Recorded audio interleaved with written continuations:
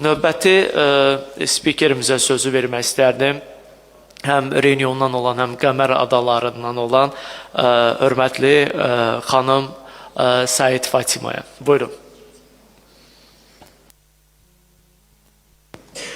Merci beaucoup. Bonjour tout le monde. Je suis très honorée de me retrouver ici. C'est une première pour moi. Je me présente, je suis Madame Said Fatima, je suis activiste comorienne, je vis sur l'île de la Réunion. Depuis notre pseudo-indépendance, on a toujours eu un semblant de fausse démocratie. Malheureusement, en 2016, on a encore fait le mauvais choix. On a élu un pigeon de la France qui, depuis 2019, a instauré une dictature sanguinaire sur notre archipel, du moins sur les 3 îles indépendantes pour l'instant. Et j'en ai fait les frais dernièrement, l'été dernier, où j'ai été en prison 21 jours sans motif apparent. Et comme nous sommes là pour parler des méfaits de la colonisation, je vais justement rebondir par rapport à la catastrophe qui nous a frappé récemment, le cyclone Chido, qui a frappé notre île Mayotte. Et en quelques points, je vais vous démontrer moi ce que je pense de cette gouvernance de la France. Donc, Chido, un cyclone qui expose plus d'un siècle de colonisation dans l'archipel des Comores. En seulement 3 heures, le cyclone Chido a ravagé Mayotte, révélant les failles d'un siècle de domination coloniale. Alors que cette île, partie intégrante de l'archipel des Comores, est maintenue sous administration française malgré les résolutions répétées de l'ONU, cette catastrophe montre l'absence de structures solides pour protéger ses habitants, malgré des décennies de promesses non tenues. 3 heures pour détruire, un siècle pour ne rien construire. Chido n'a eu besoin que de 3 heures pour réduire Mayotte en ruine, mettant en évidence l'échec de la gestion coloniale. Annexée injustement en 1841, Mayotte a été coupée de ses sœurs comoriennes, plongée dans une spirale d'abandon et d'isolement. Depuis, les Mahorais vivent dans une précarité où les infrastructures sont insuffisantes, les logements insalubres et la prévention des catastrophes inexistantes. En vérité, Mayotte n'a jamais été construite de manière durable et ce cyclone n'a fait qu'exposer la fragilité d'un système qui n'a jamais priorisé le bien-être de ses habitants. Deuxième point, un mépris face à l'urgence et une solidarité entravée. Après la catastrophe, des milliers de familles sont restées sans eau, sans électricité et sans nourriture.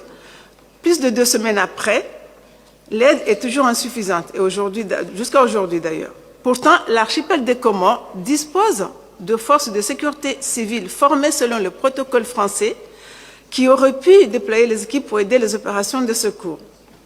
De même, le gouvernement comorien aurait pu organiser l'envoi de vivres et mettre à disposition ses infrastructures aéroportuaires, mais la France a bloqué ces initiatives, préférant maintenir son contrôle sur Mayotte plutôt que de permettre une solidarité régionale qui aurait pu sauver des vies. Depuis, il y a quelques ouvertures, mais ce n'est pas toujours ça. En plus, dans cette catastrophe, la France profite pour faire des expulsions déguisées. Face à cette catastrophe, la France a proposé aux Comoriens des autres îles présentes à Mayotte un rapatriement volontaire pour ceux qui souhaitent rentrer chez eux temporairement. Traumatisés par le cyclone, derrière cette initiative se cache une stratégie d'expulsion déguisée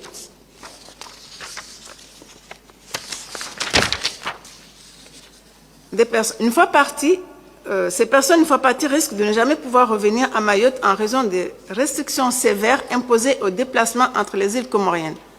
Parallèlement, l'État français continue d'exploiter cette tragédie pour alimenter un discours de stigmatisation envers les immigrés clandestins et justifier sa politique répressive. Une gestion qui détourne l'attention des véritables problèmes tout en renforçant les divisions. Identité fracturée et tensions communautaires. Les Mahorais vivent un malaise identitaire profond. À La Réunion, ils sont souvent perçus comme des étrangers, rejetés par leurs Réunionnais, qui ne les considèrent ni comme Français, ni comme leurs égaux.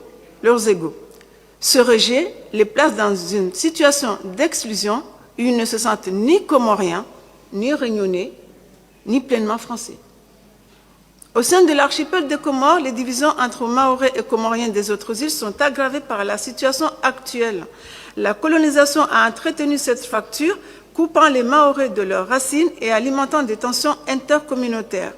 Ce drame à Mayotte reflète une crise identitaire et relationnelle qui dépasse les frontières géographiques. En conclusion, une tempête révélatrice d'un système néocolonial. Le cyclone Chido a mis en lumière les conséquences d'un néocolonialisme persistant. En maintenant Mayotte dans une situation de dépendance et d'isolement, la France prive l'archipel des Comores d'une unité essentielle. Il est urgent de reconnaître Mayotte comme une partie intégrante des Comores et de permettre à ses habitants de reconstruire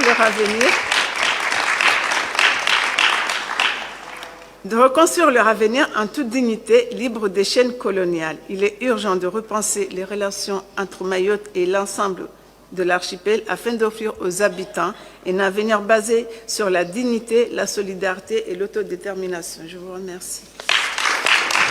Félicitations. Très bon discours.